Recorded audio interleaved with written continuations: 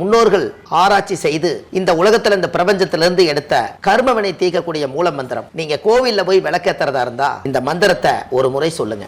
முற்பிறவியில செய்த பாவங்கள் எப்பிறவிக்கும் தொடராமல் இருக்க இப்பிறவியிலேயே என் தந்தை வழியில் வந்த கர்மாவினை, என் தாய் வழியில் வந்த கர்மாவினைகள், என் தாயுடைய கர்ப்பத்திலிருந்து நான் இந்த பூமிக்கு கொண்டு வந்த கர்மாவினைகளும் இன்றோடு நிவர்த்தியாகட்டுன்னு 5 தீபம் விளக்கேத்தி சாமிக்கு தேங்காய் வளம் பூ மாலை கல்கண்டு வாங்கி அர்ச்சனை பண்ணி உங்க ஜாதகத்தை கொண்டு போய் சாமி பாதத்துல வச்சு இன்னையோட எனக்கு எல்லாம் நல்லது நடக்கும்னு மனசார கும்பிட்டு வாங்க. வாழ்க்கையில அசுர வளர்ச்சிக்கு வந்து.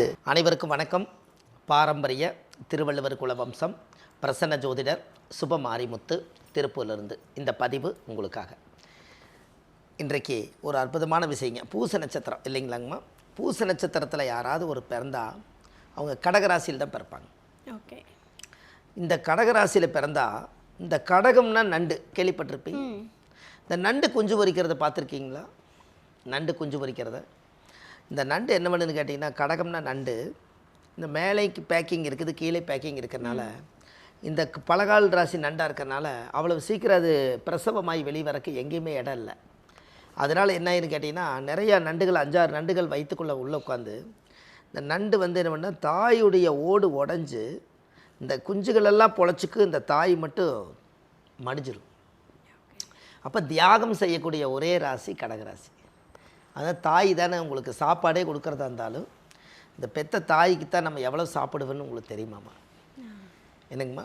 அதுபோல் தாய் வந்து தியாகம் செய்யக்கூடிய ஒரே ராசி கடகராசி. அதனால தான் கடகம்னா நண்டு.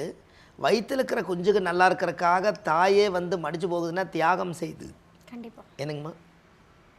அதனால தான் அந்த பெற்ற தாய்க்கு வந்து அவ்வளோ ஒரு பவர் இருக்கிறதுக்கு காரணம் தாங்க. எப்பேற்பட்டவங்களாக இருந்தாலும் தன்னோட தாய்க்கு வந்து நம்ம குழந்தைகளை எப்படியெல்லாம் வளர்த்தி வாழும் பண்ணி அதுகளை நல்லாக்கணுங்கிறது மனக்கோட்டை கட்டி வச்சே வாழக்கூடிய ஒரே ராசி பூச நட்சத்திர கடகராசி.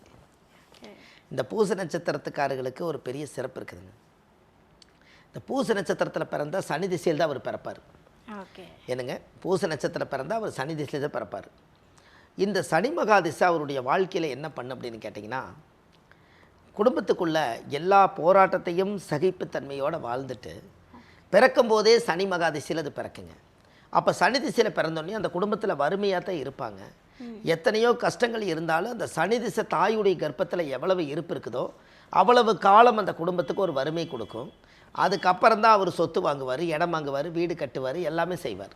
இந்த பூச நட்சத்திரத்தில் யாராவது ஒருத்தர் பிறந்தால் அந்த காலத்தில் சிக்கனமாக பிழைப்பாங்க. அவ்வளவு சுலபமாக நீங்கள் அவர்கிட்ட காசு வாங்க முடியாது. ஏன்னா சனியுடைய நட்சத்திரம்ங்க அது. இந்த சனி என்ன பண்ணுன்னா சிக்கனமாக வாழுங்க. எப்போவுமே பூச நட்சத்திர கடகராசி சிக்கனமாக வாழும்.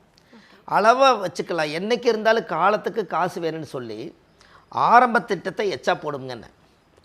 அப்போது அந்த பிள்ளைகளுக்கு வேணும், நாளைக்கு தொழில் இல்லைன்னா என்ன பண்ணுறது அப்படின்ட்டு அவங்க நல்லதெல்லாம் மற்றவங்களுக்கு கொடுத்துட்டு எதெல்லாம் வந்து இப்போது வேண்டான்னு நம்ம நினைக்கிறோமோ அதெல்லாம் கொடுங்க, நான் பார்த்துக்கிறேன், நீங்கள் நல்லது சாப்பிடுங்க, நான் எதை வேணால் சாப்பிட்டுக்கிறேங்கன்னு பழைய சாப்பாடு இருந்தாலும் கூட சாப்பிட்டுட்டு நல்லதை கொடுத்து வாழ்ந்தே நல்ல பேர் எடுத்துருமா. அதை தியாகம் செய்யக்கூடிய ராசி. இதுக்கு தாயவே நீங்கள் நினச்சிக்கங்களேன். தாய் ஒரு நேரம் சோறு கொடுக்கலினாலும் அந்த குழந்தைக்கு அது தாய்ப்பால் கொடுத்தானே ஆகணும். அப்போ தாய் பட்னியாக இருக்கிறது பெத்த குழந்தைக்கு தெரியுமா என்ன? என்னங்கம்மா? தெரியாது. அப்போ அதுதான் அந்த தியாகம் செய்யக்கூடிய ஒரே ராசி அந்த கடகராசிங்க. இந்த பூச நட்சத்திரத்தில் வள்ளலார் ஜோதி ஆனார். என்னங்க? வடலூரில் வள்ளலார் ஜோதி ஆனார். அவங்களுடைய இடம் அந்த இடத்த சுற்றி எல்லா பிரச்சனைகளும் இருந்துச்சு. அவர் வந்து விளக்கு தான் போட்டாருங்க. என்னங்க? எல்லாரும் வழக்கு போட்டாங்க, இவர் விளக்கு போட்டார். ஓகே. என்னங்க? வழக்கை சரி பண்ணுறதுக்கு விளக்கு தான் சாட்சிங்கன்னு. அதுக்கு வள்ளலாரே காரணம்ங்கன்னு. எவ்வளோ பெரிய வழக்காக இருந்தாலும் விளக்கில் சரியாகுங்களா? அந்த காலத்தில் அதை கண்டுபிடிச்சிக்கிறாங்க பாருங்கள். ஒரு மண் விளக்கு எடுத்து ஒரு தீபம் போட்டு எவ்வளோ பிரச்சனையாக இருந்தாலும் இந்த பிரபஞ்சத்துக்கு நீ ஏற்றி வை, ஒரு நாள் உனக்கு சாதகமாக அமையும்னு சொல்லி வழக்க விளக்காக மாற்றினது வள்ளலார் தான். கரெக்டு தானுங்கம்மா? அவர் உயிருள்ள காலத்தில் எத்தனையோ ஜீவ சமாதிகள் எல்லாம் இருந்து அவர் மறைஞ்சாங்க. அவருக்கு முன்னாடி எத்தனையோ பிரச்சனைகள் பின்னாடி முன்னாடி எல்லாம் வந்துச்சு. அது எல்லாம் அந்த ஆசீர்வாதத்தால், அவருடைய மறைந்திருந்து அவருடைய ஆசீர்வாதத்தால் அந்த இடம் சுத்தமாச்சுங்க. இன்றைக்கி அவருடைய பேர் இன்றைக்கி ஜோதியாகி இன்றைக்கி உலகத்தில் அருட்பெருஞ்சோதி தனிப்பெருங்கரணின்னு ஒரு பேர் சூட்டி வந்தது. அப்போ வள்ளலார் பூச நட்சத்திரத்தில் தான் மறைவானார். அது வடலூரில் பார்த்தீங்கன்னா அப்படி இருக்கும் இல்லைங்களாங்கம்மா. அப்போ பூச நட்சத்திரத்தில் கடகராசியில் யாராவது ஒருத்தர் பிறந்தால் அவங்க வாழ்க்கையில் அடுத்தடுத்த லெவலுக்கு போகிறதுக்கு பல திட்டங்கள் போடுவாங்க. பார்ட்னர் போட்டு தொழில் பண்ணி பெரிய ஆளானவங்க நிறைய பேர் இருக்காங்க. எதுலைங்க? பூச நட்சத்திர கடகராசிக்கார் இன்னொருத்தர் கூட போய் ஜாயிண்ட் ஆகிட்டாங்கன்னா அவங்களுடைய ஸ்ட்ரென்த்தில் இவர் எந்திரிச்சிருவாருங்க மேலே. அது ஏன் அப்படின்னு கேட்டிங்கன்னா கடகம் வந்து ஜாயிண்ட் வீடு. அதனால் புனர்பூசம் பூசம் இது எல்லாமே ஜாயிண்டு. அதனால் என்னாகுன்னா இன்னொருத்தருடைய பலம் இருந்தால் அந்த பலத்தை வச்சு தூக்கிட்டு வந்துடும். அதுக்கு இந்த பூச நட்சத்திரம் கடகராசிக்காரர்களுக்கு அந்த பவர். அவர் பிறக்கும் போதே சனி திசையில் இருக்கிறனால தொழில் மேலே 60 வயசானாலும் 70 வயசானாலும் தொழில் சாயாது.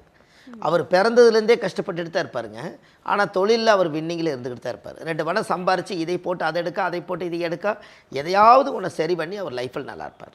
இதுக்கு எல்லாமே அந்த பூச நட்சத்திர கடகராசி தான் காரணம். அப்போ வாழ்க்கையில் ஒரு பெரிய மாற்றத்தை உருவாக்குனதே அந்த ஜாதகத்தினுடைய யோகம்தான். அப்போ இது வரைக்கும் பார்த்தீங்கன்னா அந்த பூச நட்சத்திரத்தில் பிறந்தால் சனி திசையில் தான் அவர் பிறப்பார். சனி திசை 19 வருஷங்க. இது ரெண்டாக பிரிக்கணும். அப்போ 9 9 18 6 6 1 9.5 வருஷம். அப்போ தாயுடைய கர்ப்பத்தில் 9 வருஷம் 6 மாதம் இருக்குதுன்னு வச்சுக்கோங்க. அப்போ சனி திசை முடிஞ்சால் புதன் திசை 17 வருஷங்க. அப்போது 17 ஒரு 9 26 வயசு. அப்போது சனி திசை முடிஞ்சு புதன் திசை 26 வயசுங்க. எல்லாத்துக்கும் கேது திசை ஆகாதும்பாங்க. இவருக்கு கேது திசையில் தான் கல்யாணம் நடக்கும். என்னங்கம்மா? இவங்க ஜாதகத்தில் கேது திசையில் தான் கல்யாணம் நடக்கும். அந்த கேது திசையில் தான் அவர் நல்லா வாழுவார். அவருடைய வாழ்க்கையில் ஒரு பெரிய மாற்றத்தை உருவாக்குறது எல்லாமே அந்த கேது தான். அப்போ கேது திசையில் கல்யாணம் நடக்கும், குழந்தைகள் பிறக்கும். இந்த சமுதாயத்தில் நல்லா ஒரு பேரு புகழோட அவர் வாழணுங்கிற எண்ணங்கள் அதிகமாக உருவாகும். இது எல்லாமே அவருக்கு கரெக்டாக பார்த்தீங்கன்னா அந்த திசை தான். சரிங்களாம்மா? அப்போது இங்கே வந்துட்டு சனி திசை முடிஞ்சு புதன் திசை முடிஞ்சு கேதுக்கு வந்துட்டீங்க. அப்போ சனி திசை 9.5 வருஷம், புதன் ஒரு 17 ஒரு 20 9 17 புதன் 9 17 17 9 26. அதுக்கு அடுத்தது சனி புதன், அடுத்த கேது ஒரு 7 27 33 34 வயசுக்கு மேலே சுக்கிர திசை வருது. எப்படி? சுக்கிர திசை 34 35 வயசுக்கு மேலே சுக்கிர திசை வருதுங்கன்னு. அப்போ சுக்கிர திசை 20 வருஷங்க. 20 வருஷம் ஒரு மனிதனுக்கு யோகம் கிடைச்சா 4 ஆச்சு இல்லைங்க? கண்டிப்பாக. அப்போ 20 வருஷம் சுக்கிர திசை கரெக்டாக பாருங்கள். அவங்களுக்கு வந்து முற்பகுதி நல்லா இருந்தால் பிற்பகுதி சரி வராது, பிற்பகுதி நல்லா இருந்தால் முற்பகுதி சரி வராது. அப்போ இதுக்கு என்ன அப்படின்னு கேட்டிங்கன்னா சுக்கிர திசை 20 வருஷம். இந்த 20 வருஷம் 33 ஒரு 20 53 வயசுங்க. அது கூட சுக்கிரம் முடிஞ்சு சூரியன் ஒரு 6, சூரியன் திசையில் 6 வருஷம். அப்போ 60 வயசு சூரியன் திசை வரும்போது அவர் ரிட்டையர்ட் ஆயிடுறாரு. இந்த ரிட்டையர்டு வயசை கரெக்டாக பிடிச்சதுனால தான் உங்களுக்கு இந்த இடம் கிடைக்கிது. கரெக்டுங்களாங்கம்மா? அப்படி தாருங்க. கண்டிப்பாக. 60 வயசில் நம்மளுக்கு ரிட்டையர்டு. முதல்ல 57 கொடுத்துருந்தாங்க கவர்மெண்ட்டு, 58 கொடுத்தாங்க. இன்னும் 2 வருஷம் எக்ஸ்டெண்ட் பண்ணாங்க. 60 வயசு வரைக்கும் உங்களால் உழைக்க முடியும்னு. அப்போ 60 ஆண்டு காலம்ங்கிறது, இந்த 60ங்கிறது அந்த காலத்தில் ரிட்டையர்டு எப்படி கொடுத்தாங்க, இந்த 60 வருஷத்தை எப்படி பிரித்தாங்கன்னு கேட்குறேன். உங்களுக்கு தெரியணும் இல்லைங்களா? 60 வருஷங்கள் இருக்குது தெரியுங்களா உங்களுக்கு? தெரியுமா உங்களுக்கு? அந்த நீங்கள் முன்னாடி பேசும்போது அந்த விஸ்வாமித்திர சக்கரத்தில் கூட அந்த 60 வருடங்கள் குறிப்பிட்டிருந்தீங்க. அது மனப்பாடமாகவே நம்ம சொல்லுவோங்க. ஓகே. ஓ பிரபா விவா சுக்கில பிரமோத பிரம்மசக்தி ஆங்கிர ஸ்ரீமுக பவா யுவ தாதி ஈஸ்வர வகுதானி பிரமாதி விக்ரம விசு சித்திரபாடு சுவர்ணன் தாரண பார்த்திப வியா 20 வருஷங்க. சர்வஜித்து சர்வதாரி விரோதி விக்கிரதி கராநந்தன விஜய ஜயா மன்மத துன்மிகி கேர்விளம்பி விளம்பி விகாரி சார்வரி பிளவ சுபகிருது சோபகிருது குரோதி விசுவாசு பரபவ 40. பிளவங்க கீழக சௌமிய சாதாரண விரோதிகிறது பரிதாபி பிரபாதிச்ச ஆனந்த ராஜஸ் நல பெங்கல காளைத்தி சித்தாத்தி ரௌதரி துர்மதி துந்துப்பி ருத்தோக்க ரத்தச்ச குரோதன அச்சயா 60. இந்த 60 வருஷமானால் 60ஆம் கல்யாணமே புதுப்பிக்கிறாங்க இல்லைங்களா? அதனால் 60 வயசில் ரிட்டையர்டு. அப்போது இதனால தான் வந்துச்சுங்க 60ஆம் கல்யாணமே. ஏன் வந்துச்சு? 120 வருஷம் வாழ்கிறதுக்கு மறுபடியும் இன்னொருக்க ரெனிவல் பண்ணுறீங்கன்னு. இப்போ நீங்கள் ஒரு வீட்டை வந்து போக்கியத்துக்கு விடுறாங்க, 5 வருஷம் முடிஞ்சால் ரெனிவல் பண்ணுறீங்கல்ல இல்லைங்களா? அதுபோல் நம்மளுக்கு 60ல் ரெனிவல் பண்ணுறீங்கன்னு. ஓகே, புரியுது. இளமை காலத்தில் கல்யாணம் பண்ணி முதுமை காலத்து வரைக்கும் காலத்தை கொண்டு வந்துட்டீங்க. இனி 60 வயசுக்கு மேலே 60ஆம் கல்யாணம் பண்ணி இனி அதிலிருந்து ஆயுசு வளர்த்தி இன்னொரு முதுமையான வாழ்க்கை வாழ்கிறதுக்கு 120 வருஷத்துக்கு மறுபடியும் வந்து ரிட்டர்ன் பண்ணி மறுதாளி கட்டி வாழ்கிறீங்கன்னு சொல்கிறேன். புரியுது எனக்குமா? அதே கணவருக்கு தான், அதே மனைவிக்கு தான். அதானுங்கம்மா. அப்போ எங்கே வந்து ஸ்டாப் பண்ணியிருக்காங்க? 60ல் வந்து ஸ்டாப் பண்ணியிருக்காங்க. அப்போ இந்த 60ங்கிறது ரிட்டையர்டு கரெக்டு தான் என்னங்கம்மா? அதுக்கப்புறம் 61 வயசில் அவருக்கு அனுபவ வாழ்க்கை இருக்கும் இல்லைங்களா? அதுக்காக அந்த 60 கொண்டு வந்தாங்க. எல்லாமே ஜோதிடத்துக்குள்ளேருந்தே எடுத்திருக்காங்க. என்னங்கம்மா அந்த காலத்தில் ஆமினி வேன் பார்த்துருக்கீங்களா? ஆமினி வேன் உங்களுக்கு தெரியும். பார்த்துருக்கேன் சார். அந்த வேனில் போய் வண்டி இப்போ இந்த ஆம்புலன்ஸ் எல்லாம் ஓடுது இல்லைங்களா? அது ஆரம்பத்தில் பார்த்தீங்கன்னா அதோட மீட்டர் இருக்குது, பார்த்துருக்கீங்களா? அதில் எவ்வளோ போட்டிருக்குன்னு உங்களுக்கு தெரியுமா? 60 தான் இருக்கும். இல்லைங்க, 120 இருக்கு. 120 சாரி. 120 அதில் இருக்குங்க. இப்போ அதானே இருக்கும். அந்த 120 இருக்கும். ஒரு மனிதனுடைய ஆயுள் எவ்வளவுங்க? 120. அந்த 120 கால்குலேஷன் பண்ணி அந்த காலத்தில் வச்சுக்கிறாங்க பாருங்க. அப்போ ஜோதிடம் உள்ள வருதா இல்லைங்களா? ஓகே. அந்த 120 வருஷங்கிறது ஆயுசு நல்லா இருக்கிறக்காக அந்த காலத்திலேயே ஆம்புலன்ஸ் வந்து இதை முதல்ல எடுத்து காமிச்சது. அப்போ ஒரு ஆயுள் பலம் நல்லா இருக்கிறதுக்கு 120 வருஷம் ஆயுளை கொடுத்துருக்காங்களா இல்லைங்களா? அப்போ இவர் ஜாதகத்தில் பாருங்கள், எல்லாமே ஜோதிடத்துக்குள்ளே தானே ஒளிஞ்சிருக்குதுங்க. பூச நட்சத்திர சனி திசையில் பிறந்து புதன் திசை முடிஞ்சு, கேது முடிஞ்சு, சுக்கர திசை 51 முடிஞ்சு, சூரிய வரும்போது அவர் 60 வருஷம். அப்போ சந்திரன் 10 70, செவ்வாய் ஒரு 7 77, ராகு ஒரு 18க்கும் போது 85 90 ஆயிடுறாரு. அப்போ 60 வயசில் அமைதியான வாழ்க்கை 60 வயசு வரைக்கும் இருக்குது. அந்த சூரியனில் ஆரம்பிக்கிறார். அப்போ எதில் ஆரம்பிச்சாருங்க? சனியில் ஆரம்பித்தார், சூரியனில் முடியுதுங்களா? சூரியன் அப்பா சனின மகன், இங்கே மகளில் ஆரம்பித்து அப்பனில் முடியுதுங்கன்னு. எப்படி குருவில் ஆரம்பித்து சுக்கரில் முடிஞ்சுன்னு சொன்னீங்க. ஒவ்வொருத்தரோட வாழ்க்கையோட கால்குலேஷன் பாருங்கள் எப்படி தெரியுதுன்னு. சனி என்பது கர்மா. இப்படியே கழிச்சிட்டு வந்தீங்கன்னா அப்பாவோட கர்மா முடியும் போது உனக்கு 60 வயசு. எப்படிங்கம்மா? இதெல்லாம் இன்றைக்கி இந்த காலத்தில் பாரம்பரியமாக இந்த வள்ளுவர் குலத்தில் பிறந்து நம்ம பெத்த தாய்க்கு தான் நன்றி சொல்லணுங்க. நம்மளுக்கு இந்த ஞானத்தை அறிவை யார் கொடுத்தா? எந்த புக்கை பார்த்து நம்ம சொல்கிறோம்? அப்படியே ஞானத்துலேருந்து இயற்கையாக வருதா இல்லைங்களா? அப்போ இதுக்கெல்லாம் இந்த பிரபஞ்சம் தானே சாட்சி இல்லைங்களா? அப்போ இதெல்லாம் வந்து கடவுளுடைய ஆசீர்வாதத்தால். அப்போ இவங்களுக்கு ஒரு கோயில், ஒரு அருமையான கோயில் இருக்குதுங்க.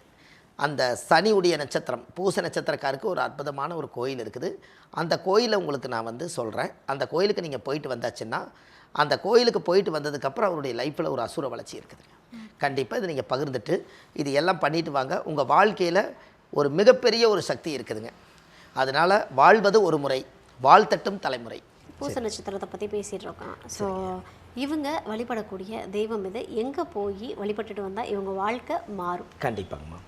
இந்த பூச நட்சத்திர கடகராசியில் பிறந்துக்கிறவங்க வாழ்க்கையில் பாருங்கள், இவ்வளவு தூரம் இந்த பூச நட்சத்திரத்துக்கு சொல்லி உங்களுடைய தாயுடைய கர்ப்பத்தில் இருந்து தொப்புள் கொடி அறுக்கும் நேரம் ஜென்ம நட்சத்திர கோவிலே உங்கள் வாழ்க்கையில் அதாவது அச்சயபுரீஸ்வரர். இந்த அச்சயபுரீஸ்வரருங்கிறது உங்கள் வாழ்க்கையில் நீங்கள் தெரிஞ்சுக்கணும் அல்லவா?